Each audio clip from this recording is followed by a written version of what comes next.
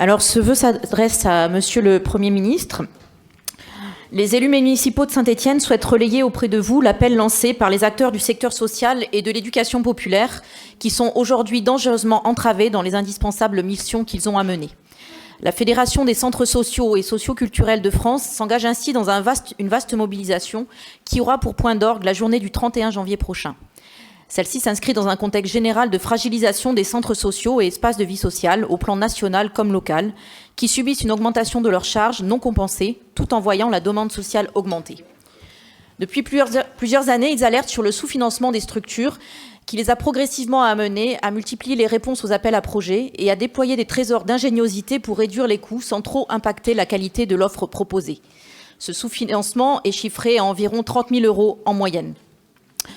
Or, l'augmentation des besoins sociaux post-Covid, l'inflation de certains postes de dépenses clés comme l'alimentation, l'énergie et les transports, la nécessaire revalorisation des métiers et l'application de la nouvelle convention collective au 1er janvier 2024 sont venus mettre un terme à l'équilibre financier des structures. Malgré une démarche engagée auprès des partenaires financeurs et dès mars 2023 pour alerter et anticiper d'éventuelles situations de crise, plusieurs structures de notre territoire pourraient être en cessation de paiement en 2024.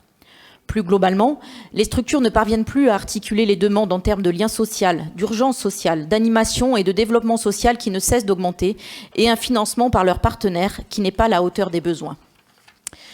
Or, un centre social ou un EVS qui réduit la voilure ou qui ferme, c'est un territoire qui s'appauvrit en termes de dynamique de cohésion sociale et d'attractivité.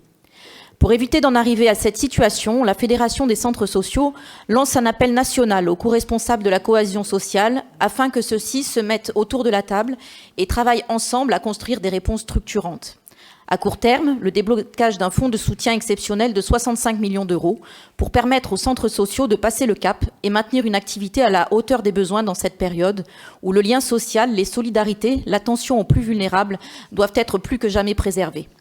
À moyen terme, la construction, avec l'ensemble des co-responsables de la cohésion sociale, d'un nouveau pacte de coopération entre centres sociaux EVS et pouvoirs publics et un modèle économique renouvelé.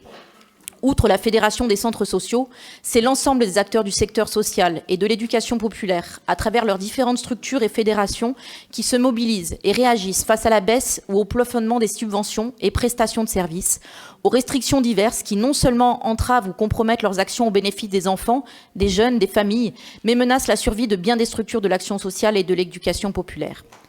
Aussi, Monsieur le Premier ministre, les membres du Conseil municipal de la ville de Saint-Étienne, réunis le 29 janvier 2024, vous demandent de répondre à l'appel de ces acteurs essentiels de nos territoires, que sont les centres sociaux et acteurs de l'éducation populaire.